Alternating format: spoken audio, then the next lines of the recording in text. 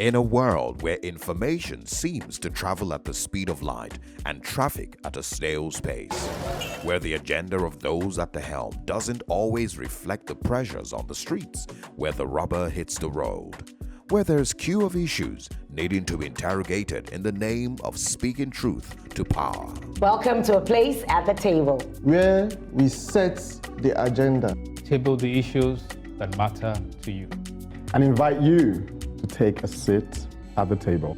a place at the table where we're set to check much more than the table.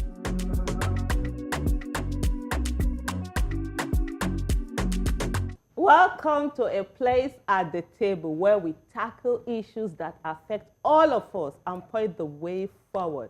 I'm asking, do you still think that politics is none of your business? If so, then think again. Aisha, I'm certainly making politics my business. You might even say I'm tackling the business of politics because I'll be speaking on campaign finance. Interesting. Then perhaps I'm looking at the history of politics as I recount the labors of our heroes past. It might inspire us on the way forward. Well, we certainly need inspiration when it comes to our travel and tourism industry. I'll be giving my account of a train journey to Abeokuta. Oh, Funke, I am also on the move. And like you, I will be speaking on a recent travel experience within the continent. I've titled it Cumbersome Connections. As you can see, we have a lot to unpack in the next hour. I'm not one to waste time, so let's get started.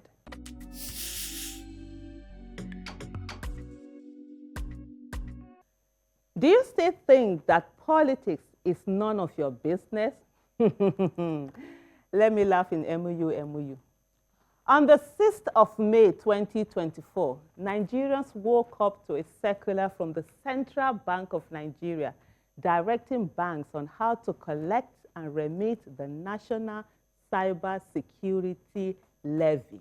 You heard that right. The only reason why CBN will direct that 0.5% of your transaction be paid into a fund to be under the directive of the National Security Advisor, whom you do not have any way of checking, whose office there is no accountability and transparency that allows you to know what is happening there, nor checks and balances you know of that ensures all is supposed to be as it should be, is because there is an act of parliament that supports it. An act that was made by politicians you voted into the National Assembly. I've said it before, and I will say it again. The legislative arm of government is the bedrock of democracy. And unfortunately, we have allowed all manner of charlatans to occupy that place. We've allowed ourselves representatives that do not care to represent us in both the National Assembly and the state houses of assembly. The legislative arm of government is more powerful than the executive. But in Nigeria, the legislative arm of government has allowed themselves to be the toys of the executive because of their longer truth. Just because the executive arm of government is the one that controls the pulse of the nation. This cybersecurity levy and any other levies imposed on citizens, no matter how obnoxious they might be to the citizens, will continue to be legal if they are backed by laws made by duly elected lawmakers. That's why you need to be interested in politics. It is high time for citizens to begin to take who they send to the National Assembly and the state houses of assembly seriously. Send in people that will advocate on the issues that affect the people into those places instead of depending on the people that will advocate on the issues of the people outside of those places. You hear me, Sue? Politics is the business of all and should be used for the greater good. When the people are ready, they will make it their business. It seems we are not ready. We are basically sitting ducks and we're just taking the blows left, right, center, up, roundabout, over and under. A people who are already under severe, and I mean severe burden of taxes, multiple taxations, and taking without giving anything back. Very soon, the camel's back will be broken, and it will only take a strand, a piece of broom, and that's it. Just place it there and it's gone. That's what I think, because I don't see the need. Like you said, who is going to monitor these funds? Who is going to have oversight functions, oversee the expenditure?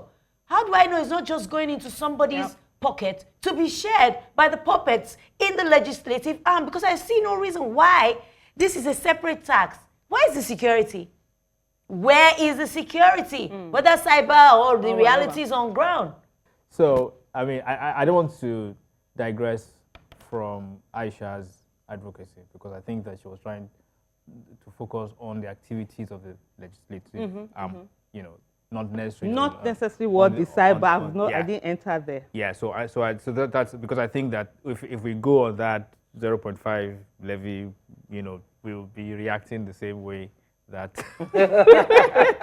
that Kate is reacting, you know. And for me, the issue here is that we forget that the work of the legislator is making laws. We forget. And we get into this whole thing of even expecting them to be doing executive stuff, building roads, constituency, whatever. If you look at the trajectory or the timeline of this act, all right, so it was enacted and passed and assented at the twilight of the Jonathan administration in 2015. It was actually signed May 15, 2015. This provision was already there. There's a bit of discrepancy whether it's 0.5, but it was there. That you know that this levy was going to be charged and it was going to be going to the NSA. So it's not new. Now, the issue was, for whatever reason, the Buhari administration didn't implement it, for whatever reason. In so that went. But then, in this new dispensation now, there was now an attempt to amend that law for whatever reason. Now, the first public hearing for that amendment took place in November 2023. There was a public hearing for it. The third reading of it took place in December. The president assented to it in February 2024. Did any Nigerian... Let me just come in there to tell you that. You see, this thing they call public hearing, it's not really public. I've had my fights with the National Assembly. You get there, you're not allowed to enter. You're told that, you need to know someone inside that brings you in. So they know the kind of people that they're allowing. Yes. I know I've done series of threads on this. The essence for me, you understand, this law, the way it is, it's legal. There's nothing about it. And that's why I'm talking about the fact that if we don't focus on the people going in there, then we keep making this law. So it doesn't matter when the law was made, how the point I'm trying to raise here is that, number one, the issue is this. If we don't understand the legislative process itself, you say you went there and then you were not allowed. You understand it. The average Nigerian doesn't even understand how many people knew about a lot of all these things, that there's a process. Hearing. So I'm saying that we need to educate Nigerians. If you educate a populace and you tell them, this is the process, this is how you influence policy. Because, like she said, it is law. Noted. So how many people had access to the public hearing? How many people knew about the public hearing? Was there any public hearing? That's what we have to do. I mean, if you go on the National Assembly website, they'll put it there. It's there. I mean, it's there. The schedule of public hearing, whatever. It's there. So that we get the others to speak. Just for me to quickly add, you see, that's why we have representatives. I don't need to leave my job of buying and selling to go and be learning how lawmaking is done. So if I get someone where he head correct to go in there and I know that they've got my back, then I can sleep. Why cybersecurity? What's special about cybersecurity that they have to fix a levy to fund cybersecurity? And you talked about checks and balances. We know it will be mismanaged. Yes. Simple and short. Yes. Just as every other thing is being mismanaged.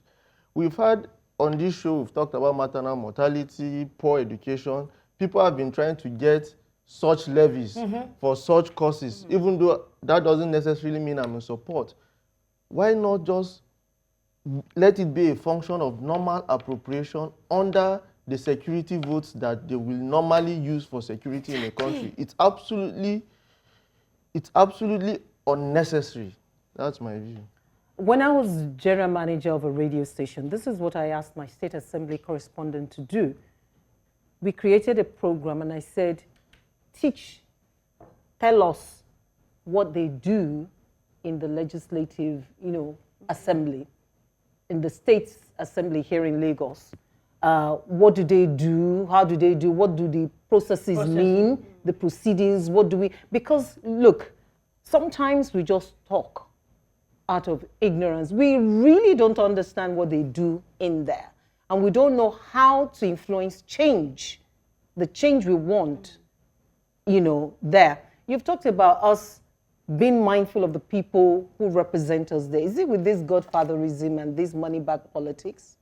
You're going to be talking about campaign financing. How do we finance the right people to get there to legislate for us?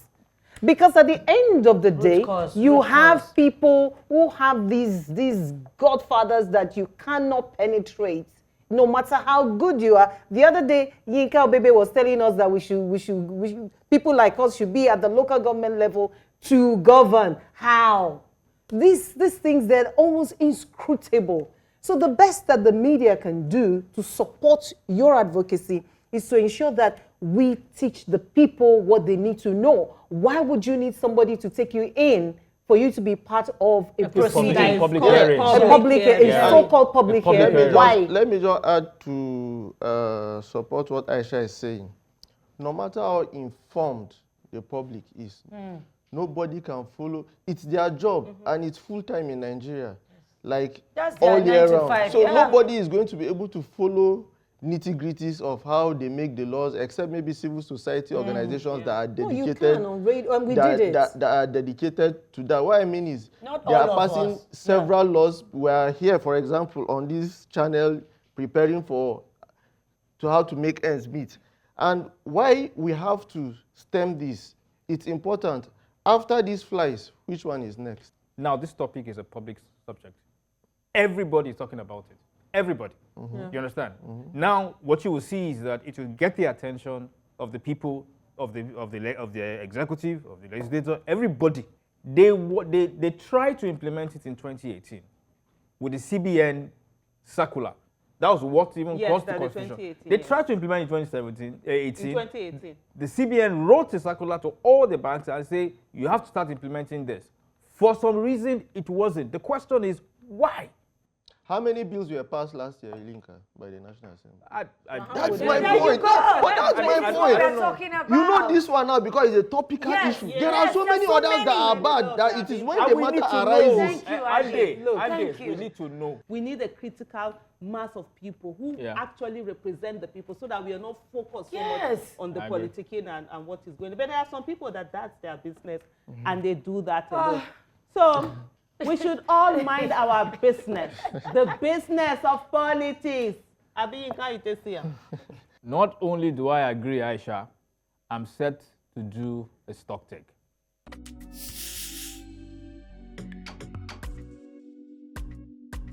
The Electoral Act 2022, as amended, prescribed 3 areas political parties and their candidates must comply regarding campaign finance. Number 1, the amount each party can spend on elections for each political office. Number 2, the amount an individual can donate to each party. And number 3, reporting and disclosure requirements for parties on amounts donated and spent. It's well documented that virtually all political parties have breached this law on campaign financing. INEC, through its own tracking and monitoring, established that the APC spent over 4.6 billion, while the PDP spent over 3.3 billion on the 2019 presidential elections. These conservative estimates were at least 3 times more than what the law prescribed at the time. Similar infractions of spending above the threshold was also recorded by the major parties in 14 out of 29 states where governorship elections were concluded in the same year. What made this possible? 2 loopholes exploited by parties. 1, inconsistency in the definition of what makes up election expenses. And number 2, third-party expenses. Let me explain. Election expenses refers to expenses incurred by a party from the date the notice was given by INEC to the election date. There are 2 inconsistencies here. The election expenses in Section 88 refers to a candidate, while the definition refers to a party. Also, this definition implies that a candidate can raise and spend any amount without any form of accountability before the date of notice. Concerning third-party support groups, contributions and spendings are not captured. Many of these groups are not affiliated to the party, meaning they can raise funds and spend with no limits, no accountability. It's easy to see how a candidate can use these groups to subvert the campaign finance laws. In reality, campaign finance laws are less about limiting contributions and expenses and more about accountability. If we are serious about making political parties accountable, then we must block these loopholes. The next amendment to the Electoral Act must contain provisions to require registration of third-party groups and submissions of their financial reports to INEC. We must also do away with limits to expenses or redefine it to match the statutory tenure of political office. What do you guys think? Are you saying family and friends should be registered? Because family and friends to support my family member going for office. No, family and friends will fall under individual contributions. That's what I'm telling you. There are going to be so many they're registrations. not support groups. Somebody can just stand up and say, I, Kate, I want to fund Aisha. Nobody should question me. How many of us are going to register or are going to be under some kind of obligation to declare what we are going to do? I mean, that loophole is going to be forever exploited. Third party and committee of friends. And I was just going to say kudos to the Electoral Act for thinking about this and capturing it.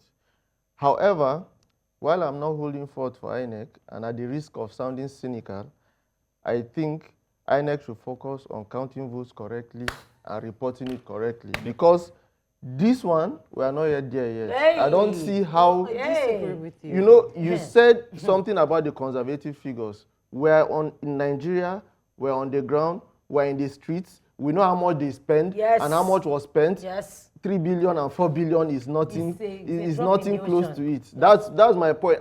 It's important, but we're not there yet. Let's focus on Nigeria is a multi-party nation. We're not a two-party nation. The thing is, this is very important because it allows the other parties to grow and to have the financial base to compete with these two established parties. So I disagree with you in that they put it in the law, but it's not as important as counting votes. Yes, it's important to count votes, but Nigeria has to move away from this two-party system. Is either this party or this party? It's the not third two-party party anymore. The third party that tried to come in.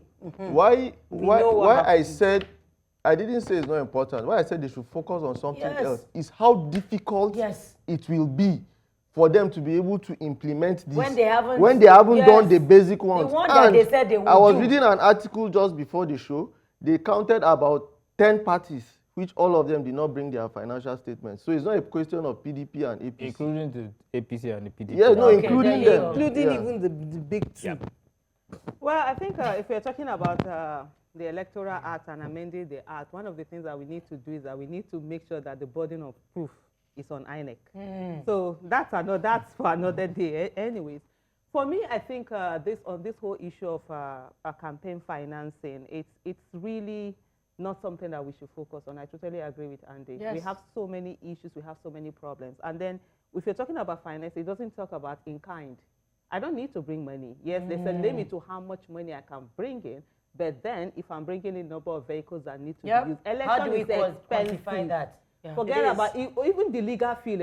Are those part of the electoral, financing? And then you talk about, is it the travels, for example, presidential? If you're going to do presidential election, there's no how you're going to travel if you're not going to be using choppers, private jets, and all of that. Accommodation, the number of people that are going with you is quite expensive. So for me, it's not about, there's no need of even focusing on that. When we talk about the other parties, sometimes people say that, oh, if you don't do that, then these two major parties, they have the money to be able to do. Then that's where creativity comes in. Yes. People have to be creative.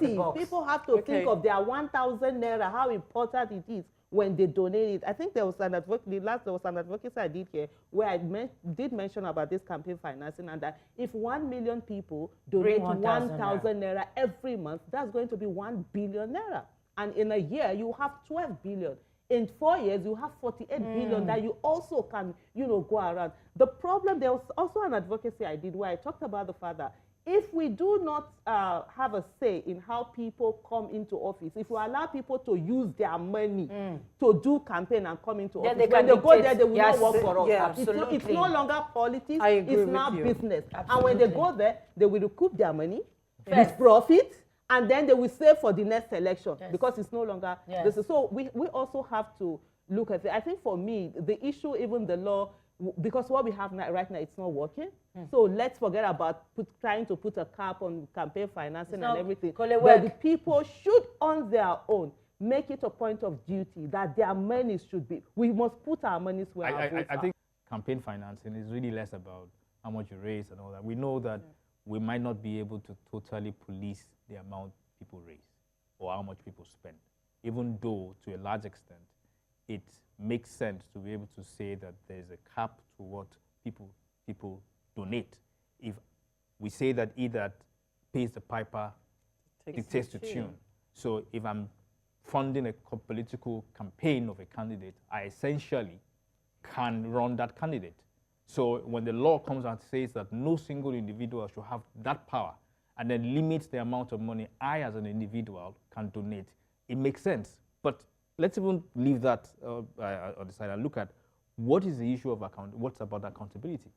Accountability means that I need to know as a political party who donated to you. How did you spend it? Where did you spend it? And that exposure and that transparency helps me to be able to have a view of whether your candidacy is going to be influenced by outside forces. And that's why I said that third-party loopholes, like from third-party groups who are not in the party because they're not obligated under the law, all right, but they're just outside. They can spend, they can raise, they can do anything and all that. We need to have them registered so that we can also put the same disclosure requirements as parties to see where they're spending and where their monies are coming from. Accountability, sorry, Andy. Accountability will start from INEC. He who comes to equity is with clean hands. Their hands are dirty, so they should be waiting. And Yinka, good luck to us. We've not been able to hold public officials for our money. Yes. It is political party money we want to follow. And I hope that we'll also add the vote buying money to our accountability. We leave that to Yinka. He will sort it out. Tough one, right? If we don't make adequate preparations, then we are preparing to fall. Right, Andy? Certainly. And while we are at it, we ought to take a leaf from our past heroes.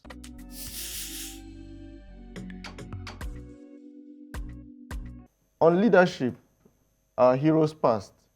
Despite the painful history of colonialism, we speak of a better era of African leaders in the immediate post-colonial era than now.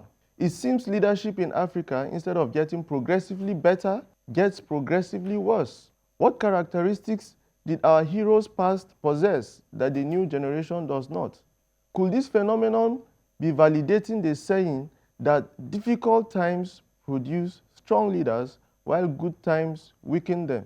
I love the section of the Nigerian national anthem where we pledge that the labors of our heroes past will never be in vain. Have we been living as pledged? I'll be listing some African heroes as a tribute and subsequently discuss them along emerging themes.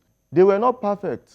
Some we have criticized and still criticize harshly. In no particular order: Nnamdi Azikiwe, Kwame Nkrumah, Obafemi Awolowo, Ahmadu Bello, Abubakar Tafawa Balewa, Samora Machel, Thomas Sankara, Yakubu Gowon, Shehu Shagari, Murtala Mohammed, Olusegun Obasanjo, Nelson Mandela, Ibrahim Badamasi Babangida, Abdulsalami Abubakar, John Garang, Jerry Rawlings, Muammar Gaddafi, Goodluck Ebele Jonathan. As mentioned, some of these made mistakes, or so the claim is, and those will form some of the discussion points in the series, amongst other themes such as age considerations, duration in office, type of government, and impact. This is not merely for the sake of giving history lessons, but to examine lives and times of these heroes and ascertain lessons learned to improve the current state of affairs, where the so-called verdicts of mistakes based on reality as we perceived them, or make believe by the press and the powers that be. Part of the inspiration for this series comes from one program I love to watch, the UK's Prime Minister's Questions.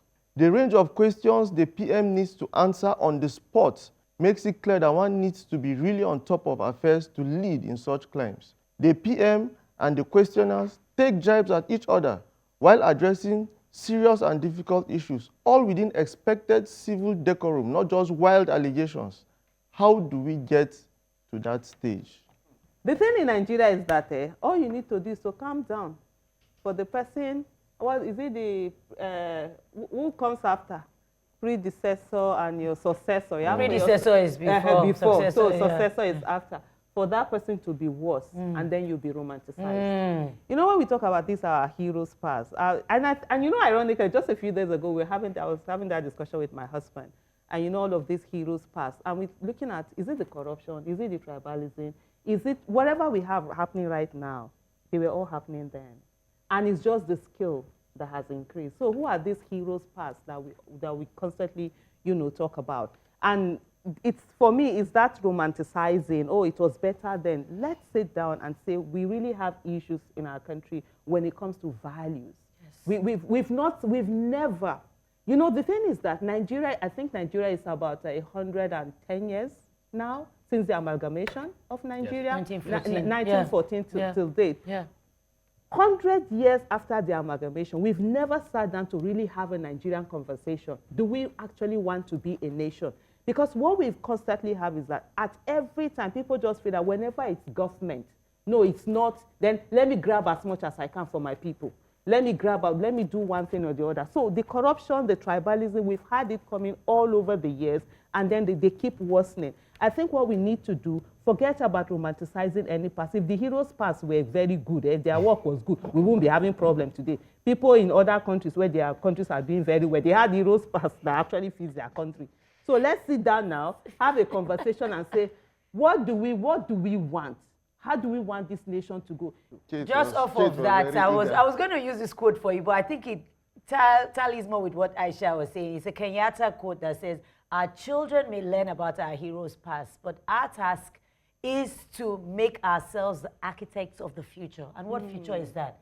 A future that will involve everybody. It will right the wrongs or basically just make things better.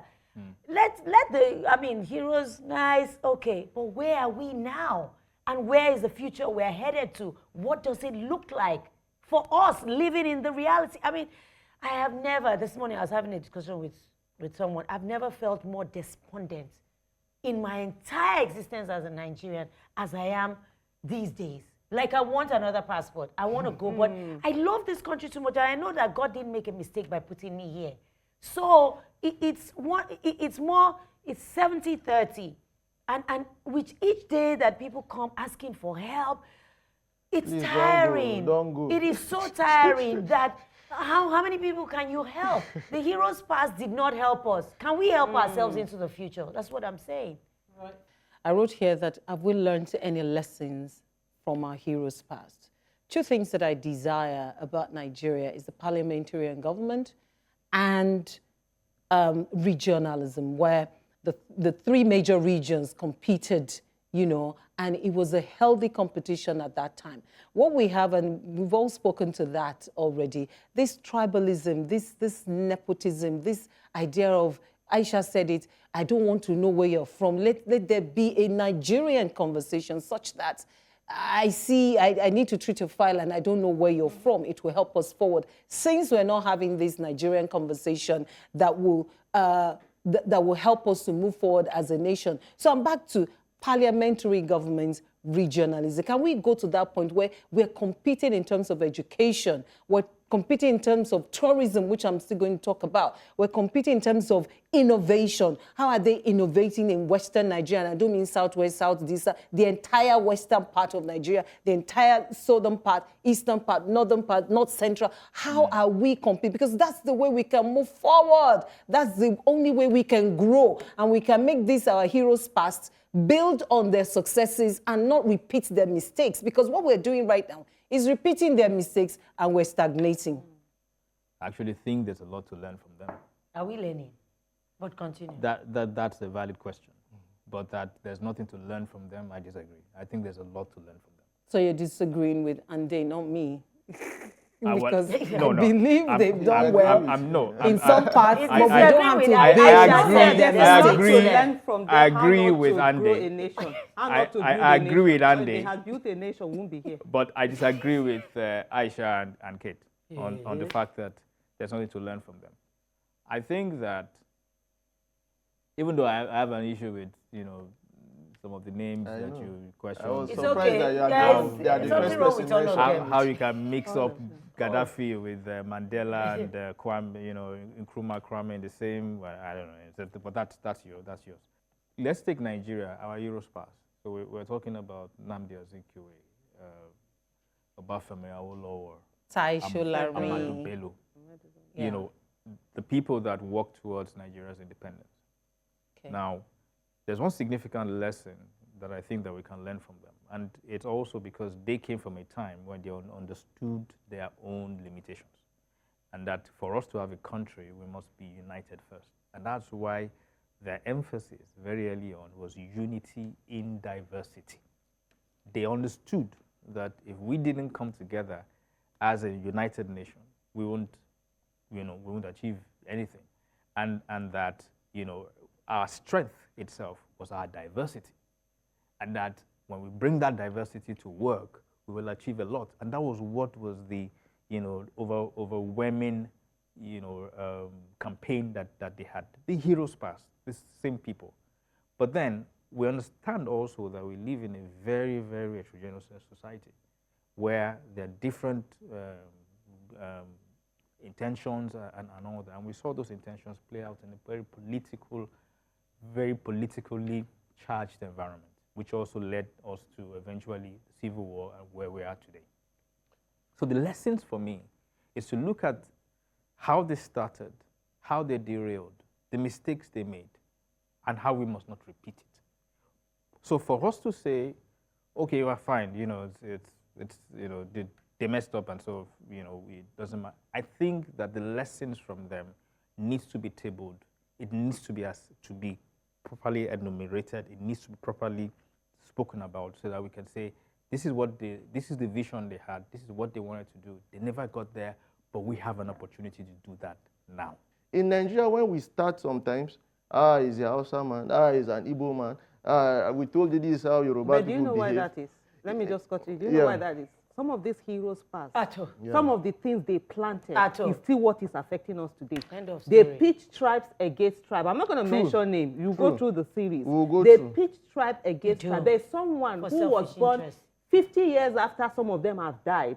They are told that, so and so person said you should be enemy to so and so person. It's part of the problem we have today. Yeah, and so for me, our heroes we'll past, review the themes just to touch on Funke's points. For me, the parliamentary form of government, I don't know if it's our system of government that is bad or it's the people there.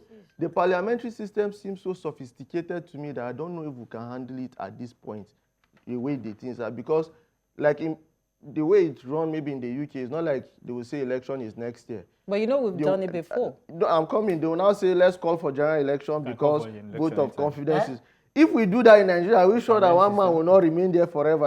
I think the tenured system, as I said, I think the level of sophistication, those people were more sophisticated than us. But we started it. We had that parliamentary and now we government. now have these issues. But I agree with you that we need to actually... They are more sophisticated. So why do you use the Prime Minister's questions as example? Who is Well, going to allow you to ask them questions? You can't even see them. That's why I And I said, was going how to say do we we had get media chats at some point in our please don't in even this go to those government. media chats. Those media chats are Media a chat that disgrace. they've arranged people that will ask I questions. say it's a disgrace. Let's not even go to those No, we media should chats. go there. We should go there because, we're here because this station has enabled this kind of No, what I conversation. mean is those media chats We have media with the capture in leaders. Nigeria. Please, let's not. Media capture. Media capture. So, yeah, so The I media is in agree, the but I bucket. agree with you that we need to do away with tribalism and all that. And we'll pick these leaders, sets of them, and You will pick examine them. them. No, of course. This is just the part one, so thanks, everybody. Fantastic. Thanks, guys. Thanks. Well done. So, Yinka, likes the language of accountability, and that is one that we ought to build into every system of governance if it is to make any impact.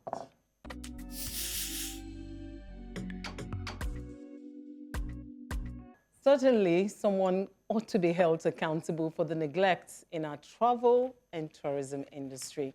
And that brings me to the story of the train ride to Abeokuta. Recently, I had an exhilarating experience traveling the Lagos-Ibadan train routes. I took off from the Mobolaji Johnson train station at Alagomeji in Lagos with a holding capacity of 6,000 passengers.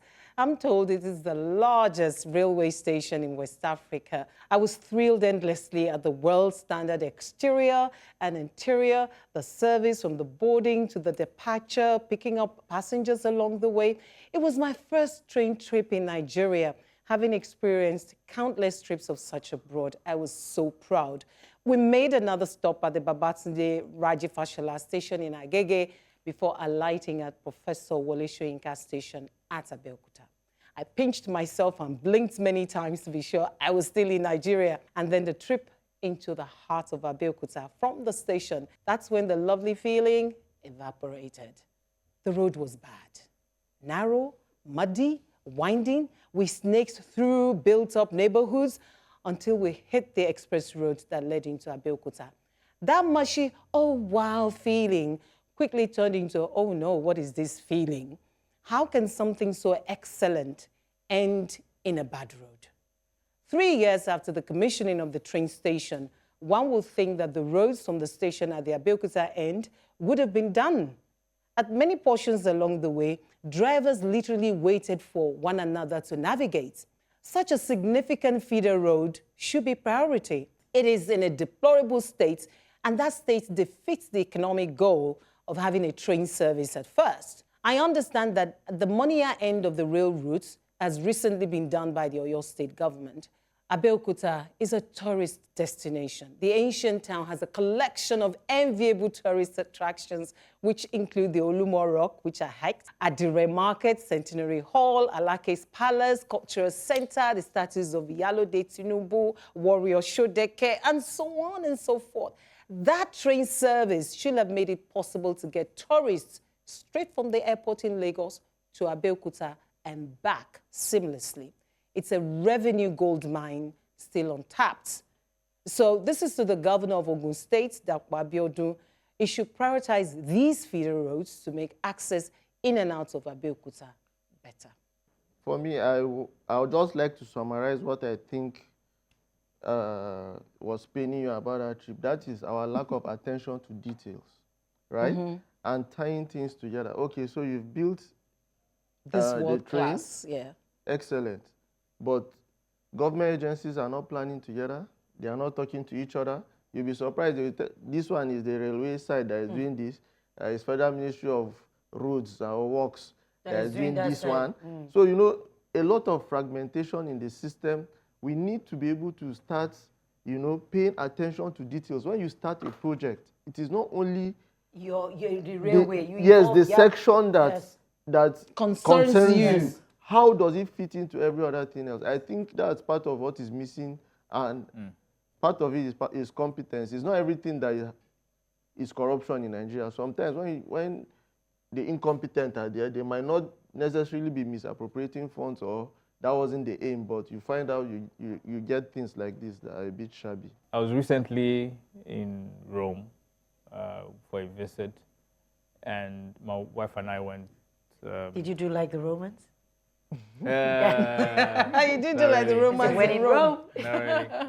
So we went to this particular part of town. Of course, Rome is a city that is steeped in history and culture. And all that. And we went to this particular part of the city. And what that part of the city was known for was the streets. You know, you just walk the streets, you know, because it takes you almost back to the medieval times. You know, narrow roads, narrow paths and everything, and then you still see the carvings of the streets and the way it is. So when you're walking on the streets, you feel like you're walking in old Roman, ancient Rome. You know, so it just gives you that nostalgic feeling, but it's just streets that you're walking on. All right. So that description of those roads, of those whatever, is actually tourism. Are you saying that? In reality, no. I'm saying that there's an opportunity there to be able to let people experience the whole old Abeokuta, how it feels like, and then find a way in terms of, traffic and all that, to be able to maybe build a new road that takes people from the vehicles, take them out, but then also make use of that environment, because you don't want to. One of the things they do very well in Europe is that they like to preserve culture, architecture, things like that. They don't want to destroy everything and just say, okay, modernize it. Yeah. You want to preserve it so that you can tell stories around it. It's the same thing in Ethiopia. If you go to Ethiopia for tourism, it's the same thing. They preserve the architecture and they tell stories around it. So those stories, whether they are believable, I don't know, but that's what it is. So I think that that needs to be done. And to Ande's point, there needs to be that coordination. Synergy. Yeah, because what you find now is that there's a lot of ideas going here and there and all that. You can go down to Cross River State as well and see the Obudu cattle ranch. What's that big project? Kate tells you Yinka is dead. Tinapa, it's dead as well. Gone. But brilliant idea. But what you find is that there's no synergy, there's no collaboration between agencies, federal and state, and we're just doing things haphazardly. Yeah. I hope that we can all take a breath and then see, okay, how do we develop a tourism industry in Nigeria? A master plan. There has to be a master plan. There has to be a strategic national vision and all that to be able to get it done. I wrote it here. What tourism? What do we have? Just a question. What do we have? I think we have a lot, Kate. It's just that we're not. You whispered maintenance. And then apart from maintenance, I think we just don't have that culture. If you're not maintaining, what do you have? That will draw people in. What do you have? There's a potential. The potential is there. Potential is paper. I have potential. I have a dream. Energy. I have a dream. But what is the reality on ground? We used to have Yankari now. They don't chop all the animal finish, I think. Then Obudu, out the window. Olumoro, can we go there? Yes, I went there. I hiked on Olumoro. It was really good. Was it clean, nice? Clean, nice. I would give them that. Okay. Maintained, well maintained. Safe. Safe. Number one. That's number one. Kajuru Estate. It is safe. In Kaduna, they ended up killing. Yeah. Huh? Safety is number one. Safety is number one. People are ready to walk on those roads, as you can say. But are they safe? You go to Zanzibar. Zanzibar is not that well developed. You understand? But tourists flock there because they are safe. Safety. Yes, Aisha. So I see people are talking your grammar. Because we like sitting down talking grammar. Life is about incentive. There is no incentive for the politicians or the people who are elected or appointed to do anything when they can go to Abuja and get money.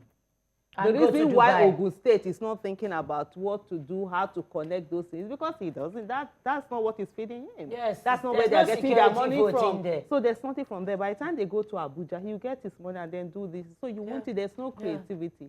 So that's number one. Yinka, what they are preserving is not pothole in Europe. You want to preserve potholes. And people entering this thing. So that was a peak. It's not. That's not what you want to preserve. You understand? When we say roads are bad, As in bad. Look, even if our ancestors, like this. The people that lived in those areas 100 years ago, if you call them to wake up and see, they will be shocked. Our heroes passed. So they are two different things. So the thing here is the first of all. Sorry, spot on. Cross. Yeah. This is, a place at the table where we say it even to ourselves. Sometimes because we get carried away. Right. I don't want to cry. You know what happened to you is that when you enter that train, you understand, you were enjoying yourself. until you came down and Nigeria gave you that factory setting. Honestly, it's the same thing when you was. travel abroad, no matter how good it is, the moment you drop at that Nigerian airport, Straight, everything leaves you. Your You are going to live long, sis. That's my next advocacy next time. Not when you will be hit you whack. You know, and as then soon you have as to you go can this way remember and that way and this way and that way. You know how, automatically- have you watched Terminator? How Arnold dropped on the earth from the sky. Boom, boom. That's it for you. The stench of the... Yeah, I let's don't leave need it. It It just was. brings you, it just brings it. So for Leave my point is this. So if we had a situation, for example, you know, when you're talking about this parliamentary, it's not really whether it's a presidential system or this. Do we actually do true federalism? If, for example, Ogun State was used only what is within its state, and then it remits a percentage to the federal government, you'll be amazed at the amazing things that will be done. And this is why I always tell people, there's no region in Nigeria that is poor. We are all rich, whether you're talking about tourism in every way. But there's no incentive because that's not where we are getting our monies from. And the most important thing is security. We need to be serious with tourism because tourism is the language of those who value what they have. Does this explain why we don't speak the language very well? Interesting. Indeed. Okay. It is a language of those who value what they have.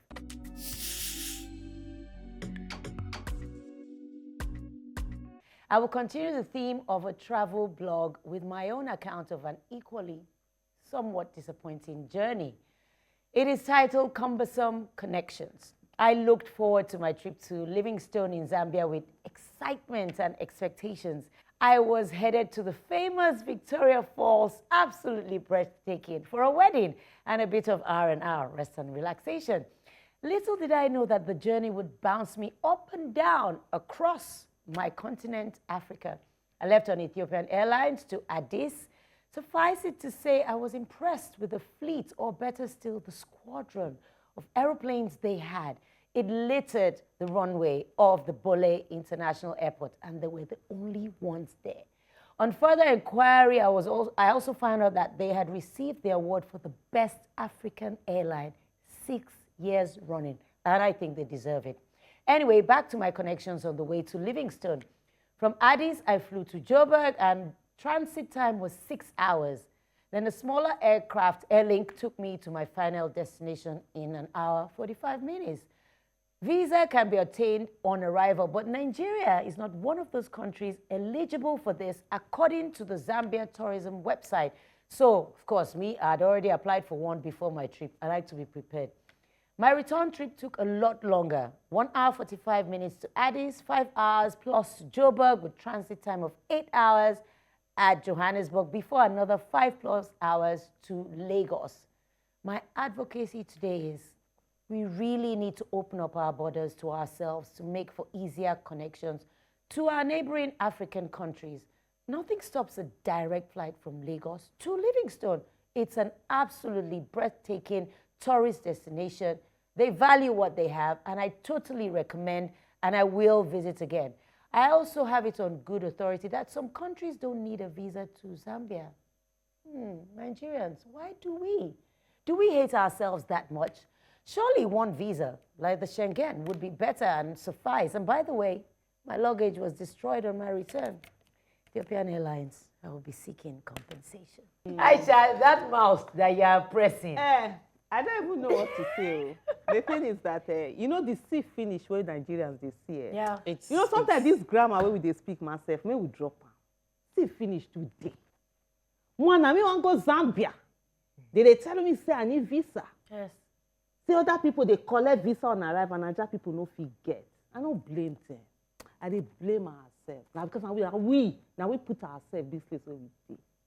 That direct flight, if we had Air Nigeria, anyway, we are those people that Let's are not even, I was Air going Nigeria, to say something about they said that. in Jesus' name, inshallah, Air Nigeria will work. Those of us that said it will not work. Religion. Heroes Pass. Tomorrow, Hadis Rika will be on the list of Heroes Pass by Andy. Heroes Pass. There you go. That's the problem. We don't have a direct flight from. Yeah. You asked that question. Why don't we have a direct flight? Of course, because of the way we do our things. Nigerian Airways was killed by the same Heroes Pass that we call Heroes Pass today, who will carry their family and will not pay ticket and just enter and move and go. People who will take their whole thing. I think The basic thing is all about this governance issue and the fact that we've not gotten our acts together as a nation. And we really need to sit down as a nation. For me, we need to have that Nigerian conversation. Yeah. I've said it before and I'm going to repeat it here. One Nigeria is not sacrosanct. Good governance, accountability, transparency, they are sacrosanct. Yes. So if we know after 110 years, people still sit down and blame Lord Lugard, when are we going to blame ourselves? Because where we are today, it's our own problem.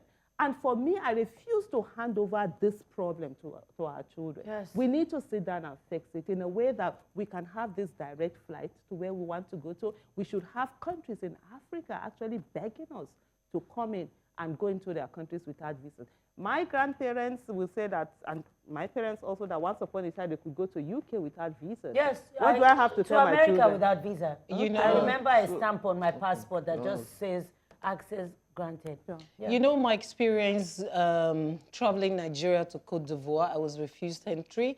Even when I had the ECOWAS, because I didn't realize on time that my international passport was, you know, due for renewal. So I did the ECOWAS passport. Okay. But you see, they refused me entry. I got in, pressed the button there and all of that.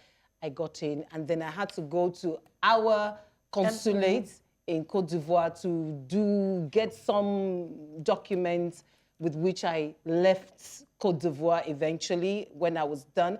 But you see, even with the ECOWAS passport, I thought that passport was for us. They said it didn't have biometrics. So then you ask yourself, what is ECOWAS and African Union doing? Why do they meet repeatedly all the time for many years when travel within Africa is still difficult? How do we add value to ourselves? How do we stop this? I mean, it's easy for some of us to say, but some people just want to leave this country just to breathe. Any country to them is better than Nigeria. Yeah. It's hot. NEPA will take like that enough. We want to make you go to any other country other than Nigeria just to try something else. But let's come back to the issue of the roots. Yeah, I mean, we definitely have to do more in the aviation industry. It holds potential. It will create jobs. It's a business. I really don't know why we don't have a national carrier. We don't have a national carrier as well as enough persons, you know, investing in this. Ethiopian Airlines, they've put their house in order. That's why now you are going to another West African country. You still go to Addis, that's East Africa. Yes. Before you now get a connecting flight to... No, and their aircraft, as I was telling Yinka before we got to the studio, they are the only ones there. There is no KLM, BA, Virgin. So they have the monopoly. It's only the aircraft there. No other person is allowed to land there. They will come and pick you and bring you back. Because they put their house in order. And as Aisha was saying, that is where they feed from. That is their major source of income. That is why they are not playing with it. But here, they will not build your road to Olumo Rock because they will go and share the... They have oil. They will go and share the money. And no, I mean, I agree with all the submissions made. I think that the solution to the connection issue is having a national carrier. That's it, you know. Ethiopian Air will always go to Addis. That's it. Yeah. You know, it's able to connect, but it will always go to Addis because that's a national. That's the hub. Yes. So if we want to be able to have very faster connect, we have to see how we can do that nationally. So Aisha, I was one of the people that prayed that Nigeria Air should work, and I didn't pray that it because for religious reasons, I prayed for it for selfish and national reasons as well. So that, because I know that if we have a national carrier, travel costs will be cheaper, Nigerians would benefit, you will also benefit, everybody will benefit. But obviously also we have to make sure that whatever we do is corruption proof. Just to add quickly, sorry, just to interrupt you, to say that national airline doesn't have to be government owned. Yeah, I mean, I agree. I wasn't, you know, and I think that was a misunderstanding of those who were on the side of supporting the national health. So some people felt that we were trying to, you know, have it a government-run national carrier. No, we just wanted a carrier that was national. That's ours, that we can rely on and say, okay, it's this is what it is. And as of today now, Airpeace is is a pseudo national carrier for us, and we can see the impact it is having in the London route. Airpeace is one company; it cannot do much. So what we probably would need now is for all the other local airlines, Arik and the rest, Ibom Air also, if they can also try to start taking some of these West African routes, that will reduce some of this cost, and it will also make travel a lot more seamless. Well, as for Airpeace, they need to do better on the home front with their local travel. Can they be more timely? Well, we here at the table, we speak of things on our doorstep and beyond. And like Aisha says, issues that affect all of us and all of you out there. Thank you for being a big part of our conversations. Join us again this time next week, same channel, at the same table. Till then, it's goodbye from all of us. From Sayonara.